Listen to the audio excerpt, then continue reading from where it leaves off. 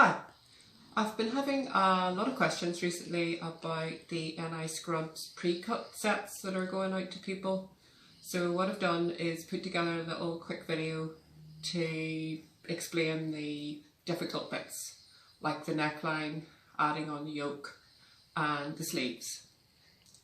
You'll need to refer to the other videos to see how to finish the whole scrub set off, but this particular video is just about those more difficult bits in the pre-cuts.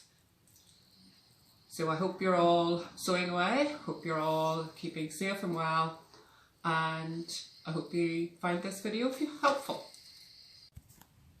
When you receive your pack for your pre-cut scrubs, you'll get a piece which is the back, which is the largest piece of all. Okay, this is it here. Now, I've already started sewing this one, so you won't have this stitching on it, but it'll be that shape. You'll also get a sleeve. There'll be 2 of those in the pack.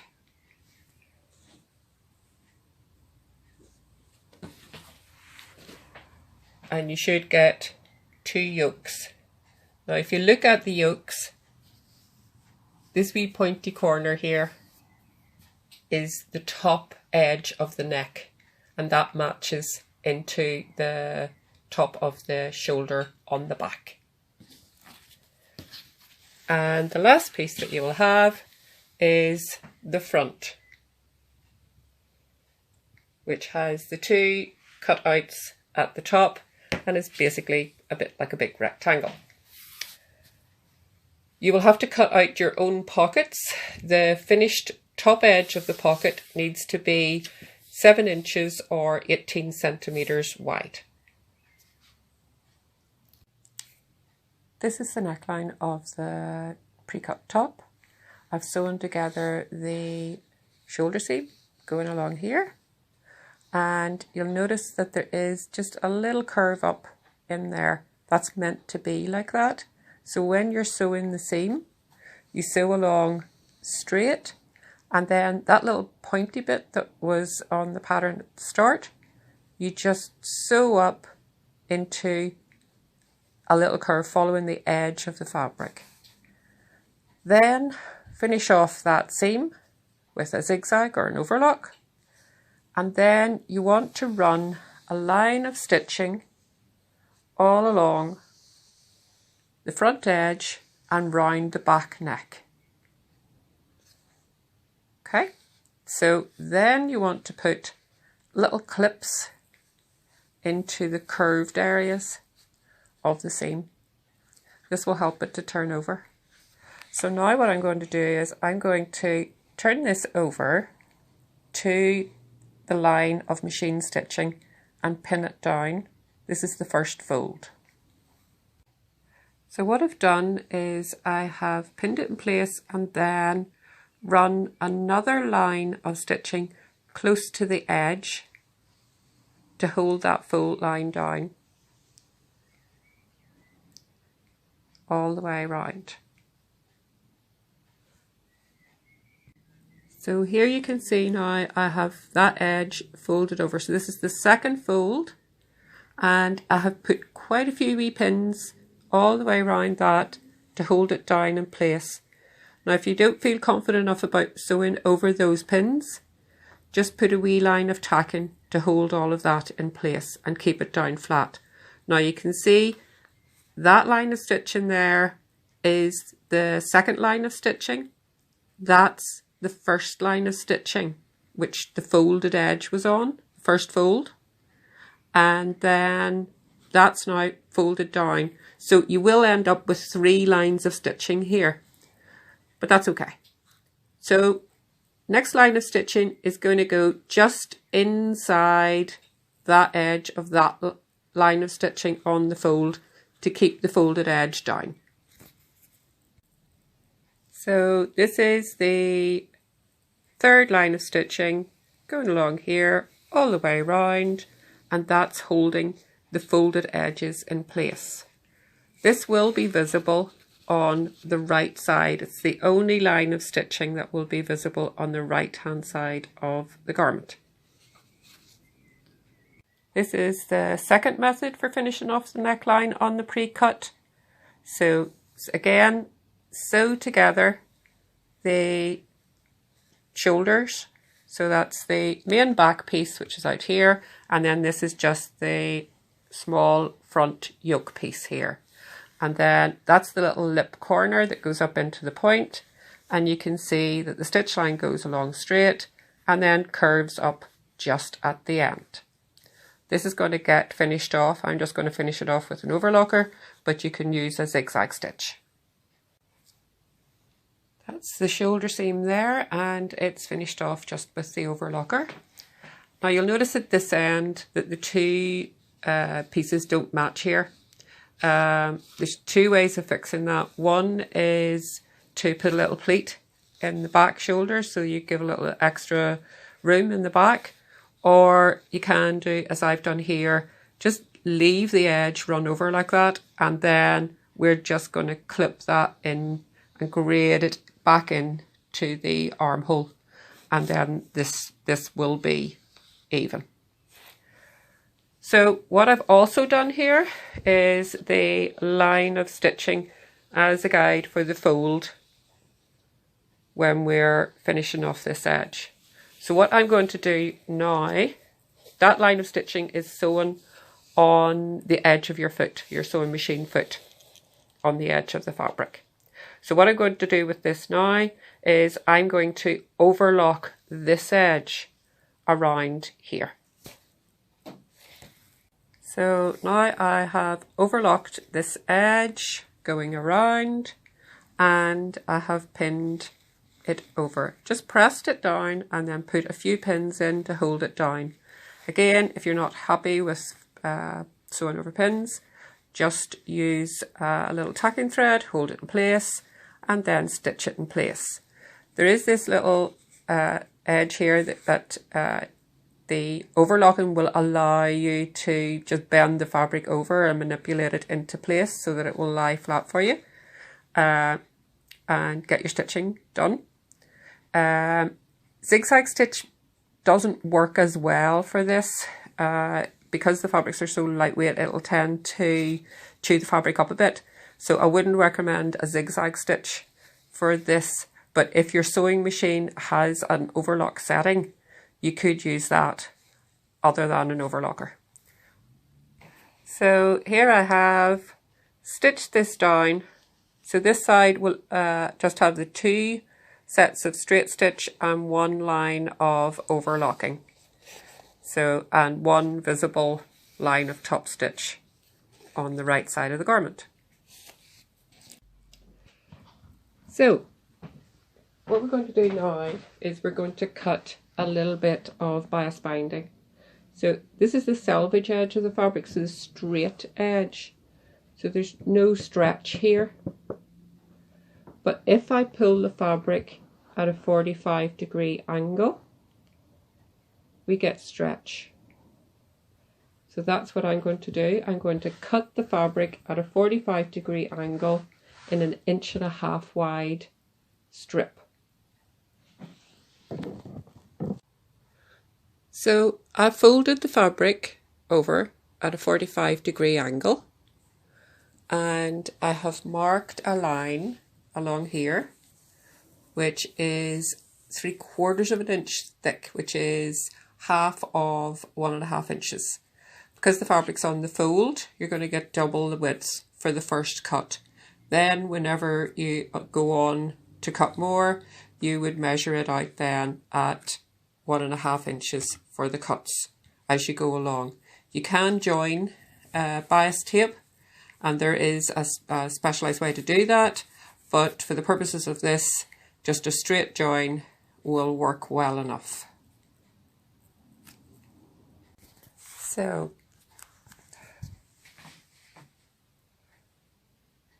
you can use bought tape.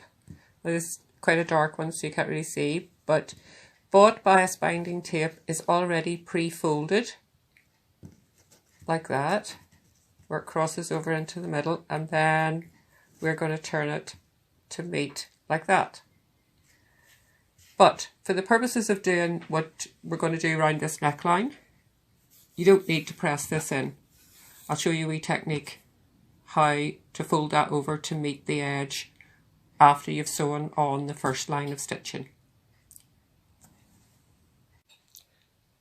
So now we have the bias tape here. So this is the right side of the bias tape facing down, and this is the wrong side of the garment facing up.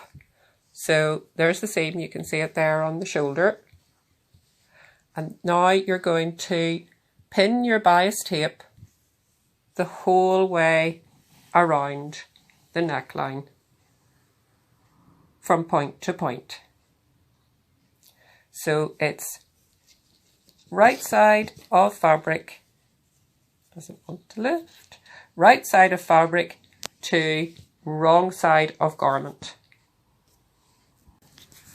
So I have stitched around here on the edge of my sewing machine foot all the way around. Now you can see from the shape of the fabric, the way it's lying, the fabric does tend to bunch up a bit under because you are going around a curve and essentially you're putting a straight piece of fabric on it. Because the bias tape has a wee bit of give in it, that's why it kind of curls up, and it will, you can manipulate it all the way around so that it will eventually, when you press it, lie flat as a finished edge on the garment. So I'm at the ironing board now, and here we are. I have pressed this down flat so it's lying flush on this side. So this is the right side of the garment I've turned over to. This is the wrong side. So here we have the bias tape. What you want to do is fold that over to meet the edge of the fabric, and then press that in place. So you can see here, just as I'm pressing past the shoulder join, this is a curved section of the seam, but I have manipulated the fabric so that it is lying straight while I'm doing the pressing, and that's basically what you want to do. Once you have this one pressed in place, what you then do is fold it over to just cover the machine stitching line and press again. So here you can see I have the folded over bias strip, pressed it over again, and I have pinned that the whole way round the neckline. Okay, so as you can see, it sits a wee bit sort of awkwardly, but once that is stitched in place and the front of the top is added, that will sit down flat like a curved neckline. So now you can see that the binding is around the neck of the top. Not quite sure why it's changed colour in the video, but I'm not very techy, so we're just going with the flow.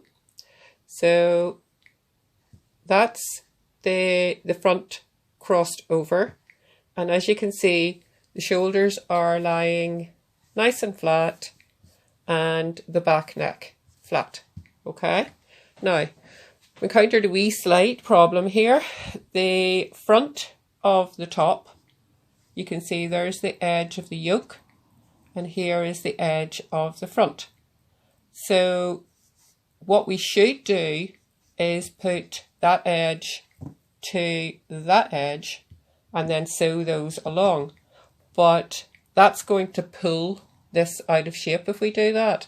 So to correct that, what I think would be the best idea would be to put a little pleat.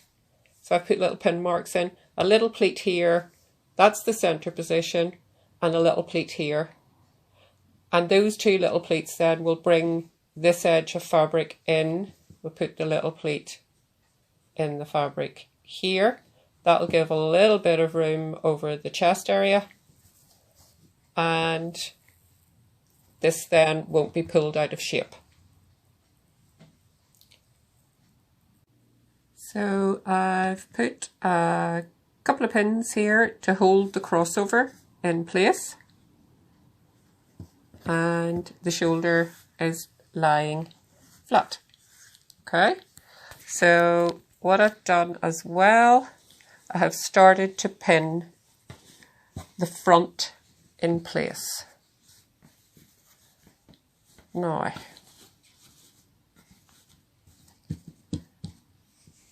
that is the center pin, which will go in the middle of the crossover here. This pin here is the marker pin that I had for the little pleat, and I have one pin in place here which is holding the yoke to the front, just there. I've also put a pin on the outside edge, so that's the two bits of the outside edge pinned together. Now you've got this excess bit of fabric here, so you want to manipulate that over, keeping the edges together. Pinch up the marker pin and just fold it over into a little pleat, and then you're going to pin right along this edge until you get out to the armhole. Okay, so this is the front of the top pinned to the edge of the yoke. And then if I just flip that up, you'll see there's the yoke where the crossover is here. Now, because we had a bit of a sizing issue, I put in a little pleat here and here, just to even up the two edges of the fabric. If your fabric front matches the yoke crossed over, you won't need to worry about making these little pleat tucks. They're just to ease the sizing. Now we're going to sew a seam straight across here, and then we'll finish that off either with zigzag or overlock. Okay, so now we have attached the two front yokes to the main front piece, and with sizing we put in these two little tuck pleats so that now the outside edge armholes both match each other. Okay, so just for comfort's sake, that seam running along here, I'm going to put a little line of top stitching along that. It helps to hold it down in place, and it stops that sort of rubbing or chafing. Right, the next stage is to put the sleeves in. So the first thing we have to do is just even up this seam join here. This is the shoulder seam going across here. So we just had a wee bit of excess fabric there. So if you look, I have just marked a little red dotted line down there, and I'm going to take a pair of scissors and just chop that off so that that seam will lie flush when we're putting this the sleeve in.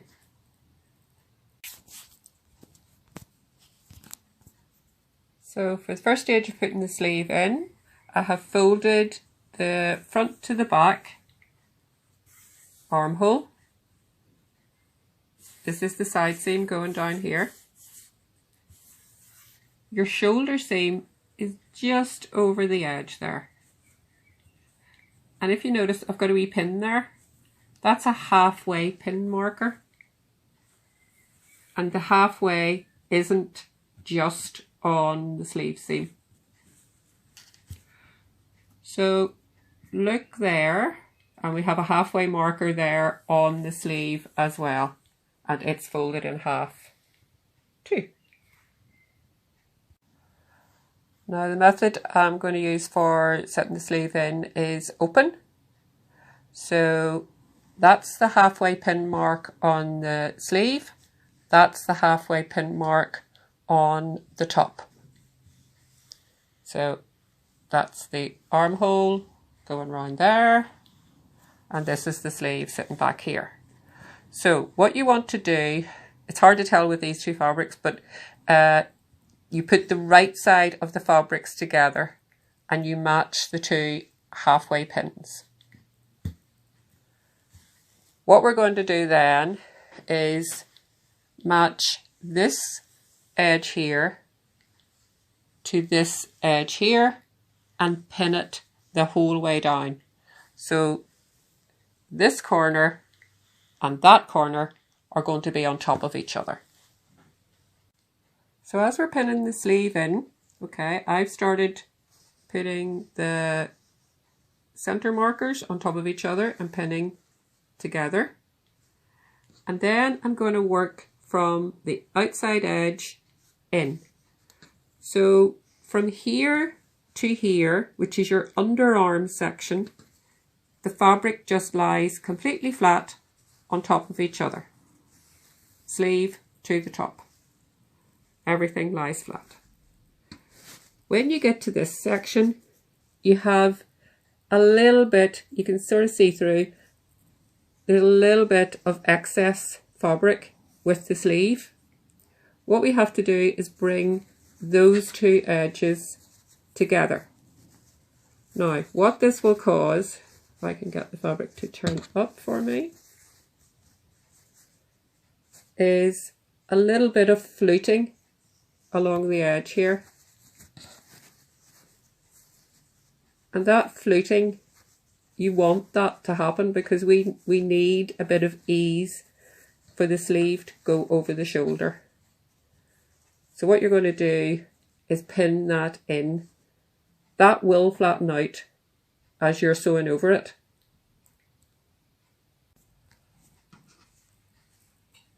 Now, as you start to pin, so this is the halfway pin here, and I've put a pin halfway between here and the flat section of pinning. And now I've started putting pins in this little section. And you just keep dividing it up, adding more and more pins until all the excess of fabric flattens down. So this is a view of the sleeve pinned in, and as you can see, there are quite a lot of pins in here. Okay, so you shouldn't have any excess of fabric on the top, the main fabric. You should only ever have excess fabric in the sleeve, and then you pin that excess fabric away. And if you're brave enough to sew over the pins, all well and good. If not, you can just tack that in place all the way round and then take the pins out and sew. There is always the risk if you sew over pins that you will break a pin, break a needle, jam something in your machine. So you just have to make that decision for yourself, what you want to do. I generally, myself, sew over pins. So now I've moved on to the second sleeve and I've pinned it in again. And just remember, if you are going to sew over the pins, make sure that the pins are as straight and parallel to each other as you can get them, and that they run perpendicular to the edge. So they're running straight down from the edge. Just helps when the needles are going over the top of them. So this is the wrong side now I'm showing you, and we have the yoke front in place. This is the bound version, and the two sleeves are on the garment.